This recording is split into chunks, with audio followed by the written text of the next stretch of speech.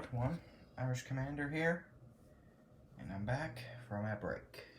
As you saw from the little preview I gave you, I have a new table. The old one was a mock-up of a plastic table with old Axis and Allies boxes piled up on top of it, and then some cardboard to keep the beautiful map on. But yeah, I upgraded, I believe it was last weekend at this point, that I built this new table. I've always wanted like a sort of border, I sort of wanted a space in between the table and the edge, so that way I could have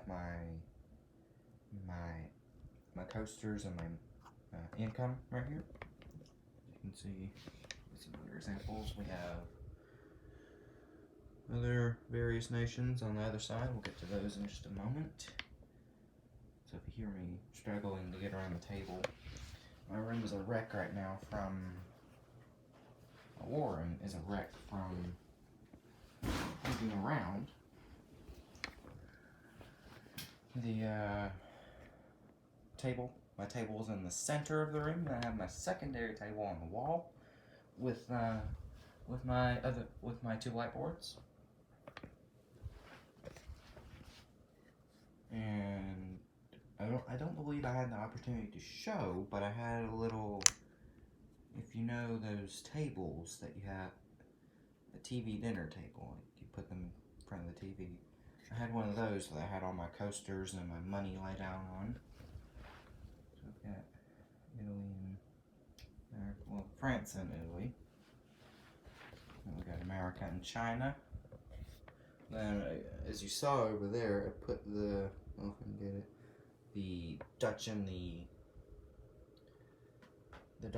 the Turks on the same side. For, I believe, for pretty obvious reasons.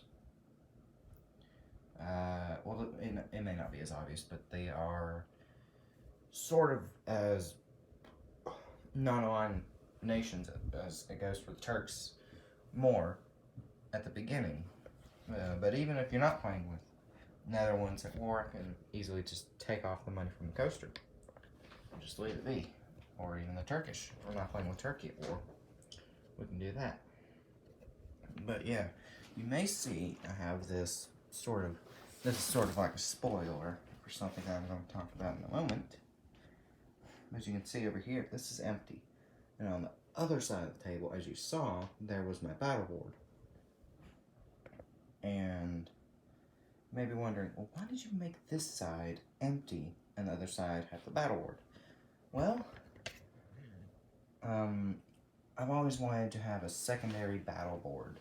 I have one on each side of the table, so if you're in the Pacific and having your battles with the Japanese and Chinese and the Americans, you can do it over there. Or if you're early in the game and doing the Spanish Civil War, or having some early conflicts in Europe, early war, mid to late war. So it really doesn't matter. I kind of divided my map in two, kind of.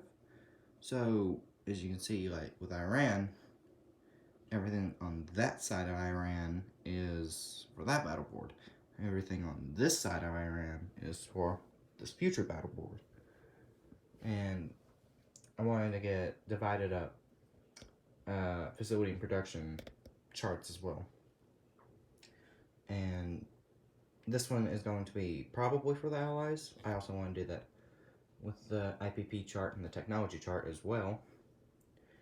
But this one's just here because that is the one I have. And then I'll probably put another one here. And I'll find out the location of the future third one. I'll probably put it in one of these intersections right here. But yeah. Now let's get to this. Why do I have a Finnish flag here with a larger variant and a cup of roundels? Well, I decided, since it has been just over a year since I started playing Global War as a whole, I thought I would hold my first event. You heard that? You heard it here, folks. We are going to war, and this event will be called the Winter War. And I wanted to give you guys more in-depth information about it, so I thought I would throw it in with my table video. So, okay, that looks more focused on Poland, but we'll deal with it. So, this is going to be a relatively small tournament, comprising of only a few people, including myself. I'm not planning on having that many people, but it's more or less going to be an event for you guys rather than me and my group. As later on this week, I'm planning on training one of my friends how to play this game, and he said he would like to learn, but we just haven't had the time since we've both been very busy. We've only had a few different times when we could talk over the phone, of course. But me and him, we just got quarantined, so we thought I would teach him how to play later. So let's talk about expansions for this event. What expansions will we be using? And I haven't talked to him yet. About what expansion sets we'd be using. We're really not sure, but I have made an executive decision to go ahead and use Winter War, obviously, because how I want to do it for my games is to have one expansion set pre-picked before we play a game, unless it's a vanilla game and we're not playing with any expansions. But in this case, we are playing with expansions, and I think the way we are going to do it is there will be 2 expansion sets each we can pick. So he will pick 2 and I will pick 2. Plus we have Winter War, so that will be 5 expansions. So I think that's pretty fair. I believe he's going to be playing the Axis powers. I'll be playing the Allies, and we might try and get a third person to play the Comintern if we can. But if not, it'll just be me and him, and we'll go back and forth with playing the Comintern.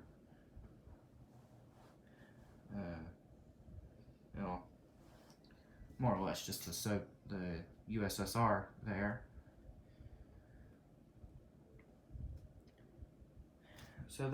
So expansion sets wise, we are going to have 5 Winter Wars, the only confirmed one that we're doing right now. I want for my expansion sets, I haven't decided yet, but I think I'm going to go with Turkey at War and the Spanish Civil War. Now, I'm going to let him pick the expansion sets first after I show them to him. But we're going to be talking about it.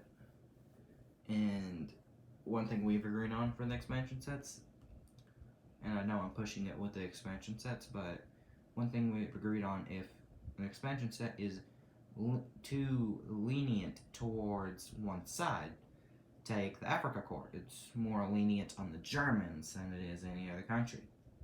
Or Manchuria, for example. It's for Japan. And I have my own units for Japan that I use. So yeah, those are just there for show, not for much more. And for house rules wise, we are going to be using South Africa and Egypt. I like to call those the African Miners expansion, or house rule. We also have the Manchurian set. And I've got some one-off units and the warlords. And one thing that people often get confused about is that Tibet is a warlord. Tibet is not actually a warlord, never was. It mostly acts like a neutral nation. I just put this warlord infantry there, which is just odd in World War One. I just threw him down there for the sake of the rules, because as far as the rules go, Tibet is a warlord. And speaking of the World War I, I thought at the end of the video I would show you guys something that I've been working on here for the past couple of weeks. I haven't really been keeping track of it. So here it is. My World War I am prepping for the first, well, not the first, I guess the first release and the first version of the World War I game. Which, as you may know, if you're keeping track with historical board gaming, it has been taking a very, very long time to get the World War I game out. And I wasn't into World War 36 at the time of version 1, but I was present at the end of version 2. Anyway, you may notice that there's no, this is my space for the Japanese units. So, when I got my big piece for my big piece of wood for the table, while I was there, I grabbed this piece of spray paint. I believe it's the same brand that Panzer King uses, so took his advice and got that for my World War I Japanese set. I could have said I could have grabbed some of these pumpkin orange unit, spray paint, while I was there, and used that for any future Japanese units that I needed to spray paint. But I thought, well, one day in the future I'm planning on going to Home Depot and getting one can of spray paint for every major power, including both Chinese. As you know, I have a set for both Chinese, so that will be in the future. Speaking of the future, outside of the event, which will take place after Christmas, I wanted to tease something that may be coming after Christmas. Well, on Christmas for me, but after Christmas for you guys. So, you kind of guess just by looking at the FEC there.